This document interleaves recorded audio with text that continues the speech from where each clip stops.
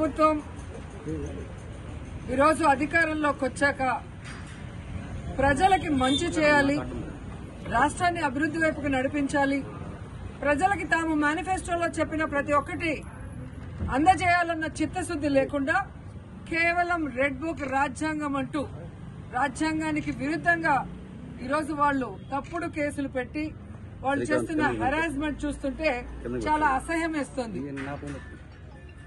ఈరోజు వైఎస్ఆర్ కాంగ్రెస్ పార్టీ నాయకుల మీద కేసులు పెట్టి వాళ్ళని అరెస్ట్ చేసి కోర్టుకు తీసుకువెళ్లి కోర్టులో బెయిల్ ఇచ్చే లోపల ఇంకో పోలీస్ స్టేషన్ లో ఇంకో కేసు పెట్టి మళ్లీ ఇంకో కోర్టుకు తీసుకెళ్తాం, అక్కడి నుంచి బయటకు వస్తే మళ్లీ ఇంకో కోర్టులో కేసు పెట్టి ఇంకో చోటుకు తీసుకెళ్తాం.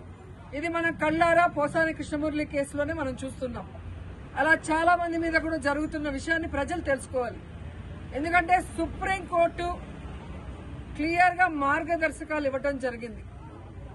ఒక మనిషిని అరెస్ట్ చేశాక ఒకవేళ ఆ మనిషి మీద వేరే వేరే పోలీస్ స్టేషన్ లో కేసులుంటే వాటన్నిటికీ పీటీ వారెంట్ ఇచ్చి ఒకే చోట విచారణ చేయాలని స్పష్టంగా ఉన్న వాంటెడ్ గా ఈరోజు జిల్లాలకి పోసాన కృష్ణమురళి గారిని వెహికల్లో తీసుకెళ్లి ఎలా హ్యూమిలేట్ చేస్తున్నారు, ఆయన ఆరోగ్య పరిస్థితి బాగాలేకపోయినా ఆయన్ని ఏ విధంగా టార్చర్ పెడుతున్నారో మనం కళ్ళారా చూస్తున్నాం. అంటే సుప్రీంకోర్టు ఇచ్చిన మార్గదర్శకాలకు కూడా తిలోదకాలు ఇచ్చి ఈరోజు అధికార పార్టీ వాళ్ళు చెప్పినట్టుగా అధికారులు నడుచుకోవడం చాలా దురదృష్టకరం.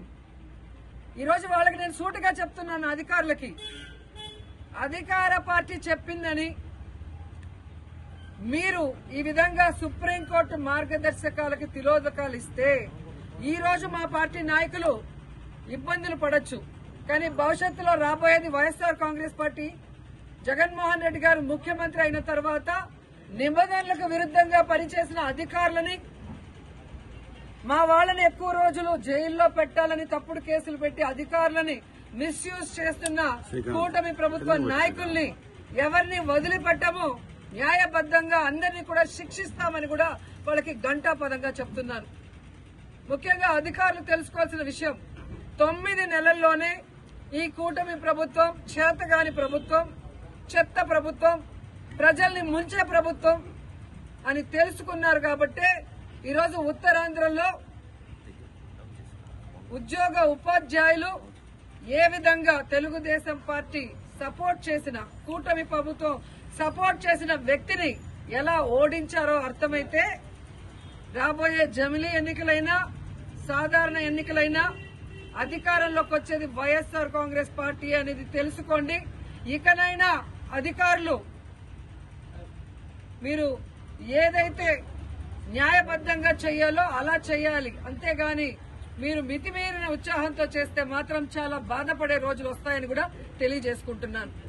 అండ్ ఈరోజు ప్రెస్ ద్వారా ఈ రాష్ట్ర ప్రజలకి చెప్పాలనుకుంటున్నాను, అలాగే కూటమి ప్రభుత్వానికి కూడా చెప్పాలనుకుంటున్నా.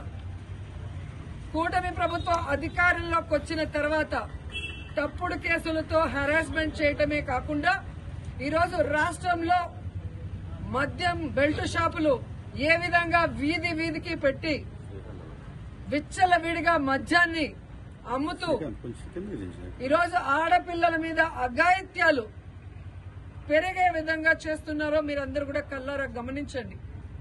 అలాగే ఈరోజు ఈ కూటమి ప్రభుత్వం అధికారంలోకి వచ్చిన తర్వాత ఈ ఆంధ్రప్రదేశ్ రాష్ట్రం గంజాయికి ఎలా అడ్డాగా మారిందో మీ అందరూ కూడా కళ్ళారా చూస్తున్నారు.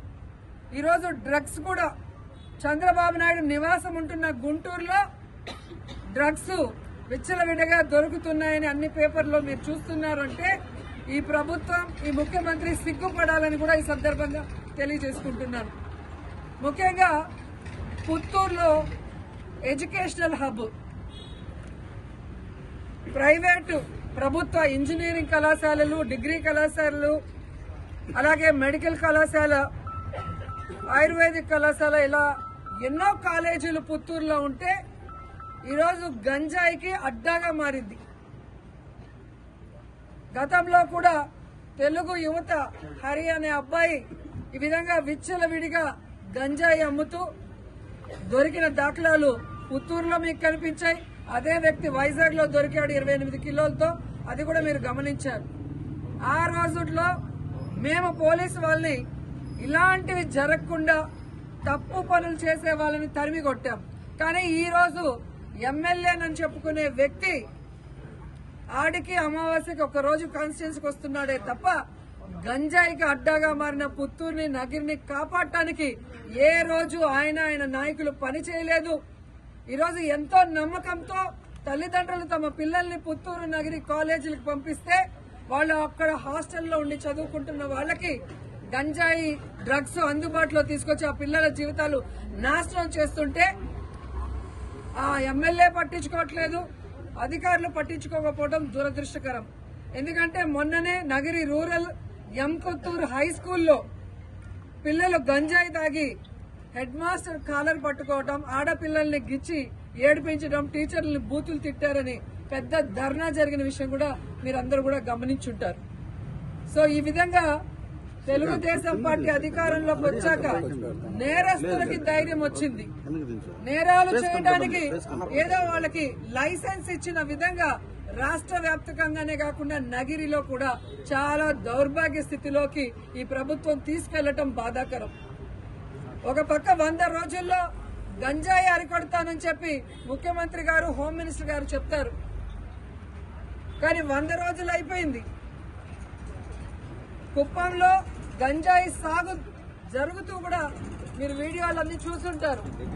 మరి ఒక పంట పండాలి అంటే ఈ రోజు ఇత్తనం వేస్తే రేపు రాదు కదా. మరి అంత సాగు జరుగుతూ ఉంటే ముఖ్యమంత్రి సొంత కాన్స్టిట్యున్సీలో చంద్రబాబు నాయుడు గారు నిద్రపోతున్నారు. మరిన్ని వీడియోస్ కోసం ఛానల్ ని సబ్స్క్రైబ్ చేయండి. లేటెస్ట్ అప్డేట్స్ కోసం వాట్సాప్ ఛానల్ ని ఫాలో అవ్వండి. ఆ లింక్ డిస్క్రిప్షన్ లో ఉంది.